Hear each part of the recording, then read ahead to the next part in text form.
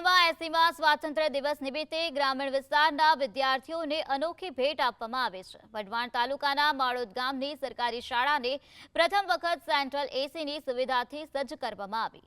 શાળાના તમામ વર્ગખંડોમાં એસીની વ્યવસ્થા ઉપલબ્ધ કરાવવામાં આવી છે, જેથી વિદ્યાર્થીઓને અભ્યાસ માટે સાનુકૂળ અને આરામદાયક વાતાવરણ મળી રહે। સરકારી શાળાના શિક્ષકોએ વિદ્યાર્થીઓનો અભ્યાસ પ્રત્યેનો ઉત્સાહ વધે અને ખાનગી શાળા જેવું વાતાવરણ મળે તે માટે આ અનોખી પહેલ હાથ ધરી છે। સુધીમાં એ વખતે સંચાલકોને પાવર હતા ભરતી કરવાના, ત્યારે સંચાલકો એમની રીતે કંઈ ને કંઈ જરૂરિયાત હોય મકાનમાં કે પૈસા લેતા। 85 થી અત્યાર સુધીમાં 41મું વર્ષ હાલે એક પણ કર્મચારીનો એક પણ રૂપિયો ક્યાંય લીધો નથી। આજે 5 કર્મચારીઓ રિટાયર થઈ ગયા, એમના કુટુંબ ખૂબ સુખી છે।